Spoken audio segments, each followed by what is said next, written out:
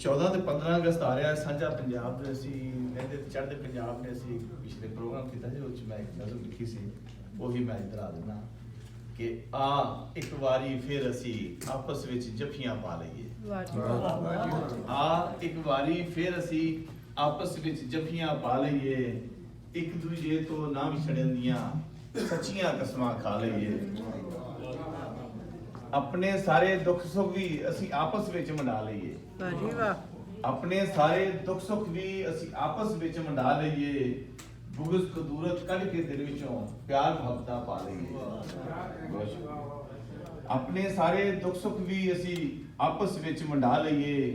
ਬੁਗਜ਼ ਕਦੂਰਤ ਕੱਢ ਕੇ ਦਿਲ ਵਿੱਚੋਂ ਪਿਆਰ ਮੁਹੱਬਤਾਂ ਪਾ ਲਈਏ ਲੰਮੇ ਕੁੱਪ ਹਨੇਰਿਆਂ ਕੋਲੋਂ ਆਪਣੀ ਜਿੰਦ ਛੁਡਾ ਲਈਏ आओ अपनी हर पहली विच तारे चंद उगा लईए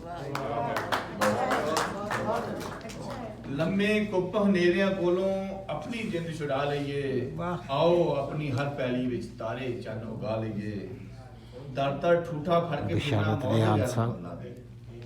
ਜਿਹੜੇ ਸਾਡੇ ਹੁਕਮਰਾਨ ਆਂਦੇ ਨੇ ਦਰ ਦਰ ਠੂਠਾ ਫੜ ਕੇ ਫਿਰਨਾ ਮੌਤ ਤੇ ਗੈਰਤਮੰਦਾਂ ਦੀ आओ तोड़ के इस ठूठे ਨੂੰ ਆਪਣੀ ਆਨ ਬਚਾ ਲਈਏ ਵਾਹ ਜੀ ਵਾਹ ਬਹੁਤ ਅੱਛੇ ਬਹੁਤ ਸ਼ੁਕਰੀਆ ਵੱਖਰੇ ਵੱਖਰੇ ਕਰਕੇ ਸਾਨੂੰ ਵੈਰੀ ਮਾਰੀ ਜਾਂਦੇ ਨੇ ਵੱਖਰੇ ਵੱਖਰੇ ਕਰਕੇ ਸਾਨੂੰ ਵੈਰੀ ਮਾਰੀ ਜਾਂਦੇ ਨੇ ਇਕਮੁੱਠ ਹੋ ਕੇ ਵੈਰੀਆਂ ਅੱਗੇ ਪੱਕੀ ਕੰਧ ਬਣਾ ਲਈਏ ਵਾਹ ਤੇ ਕੈਨੇਡਾ ਦੇਸ਼ ਦੀ ਧਰਤੀ ਸਾਡੀ ਸਭ ਦੀ ਸਾਂਝੀ ਧਰਤੀ ਹੈ ਕੈਨੇਡਾ ਦੇਸ਼ ਦੀ ਧਰਤੀ ਸਾਡੀ ਸਭ ਦੀ ਸਾਂਝੀ ਧਰਤੀ ਹੈ आओ रल के इस धरती ਨੂੰ जन्नत वांग सजा लईए ਤੇ ਮਕਤਾ ਹੈ ਕਿ ਇਹ ਵੇਲੇ ਦੀ ਲੋੜ ਵੀ ਹੈ ਤੇ ਰੱਬ ਦਾ ਫਰਮਾਨ ਵੀ ਹੈ ਵਾਹ ਇਹ ਵੇਲੇ ਦੀ ਲੋੜ ਵੀ ਹੈ ਤੇ ਰੱਬ ਦਾ ਫਰਮਾਨ ਵੀ ਹੈ ਇੱਕ ਰੱਸੀ ਨੂੰ ਫੜ ਕੇ ਰਿਹਾਨ ਸਾਰੇ ਫਰਕ ਮਿਟਾ ਲਈਏ ਵਾਹ ਜੀ ਵਾਹ ਬਹੁਤ ਅੱਛੇ ਬਹੁਤ ਅੱਛੇ ਸ਼ੁਕਰੀਆ ਆ ਇੱਕ ਵਾਰੀ ਫਿਰ ਅਸੀਂ ਆਪਸ ਵਿੱਚ ਜੱਫੀਆਂ ਪਾ ਲਈਏ ਇੱਕ ਦੂਜੇ ਤੋਂ ਨਾ ਵਿਛੜਨੀਆਂ ਸੱਚੀਆਂ ਕਸਮਾਂ ਖਾ ਲਈਏ ਬਹੁਤ ਸ਼ੁਕਰੀਆ उर्दू तो नहीं कह उर्दू का चलो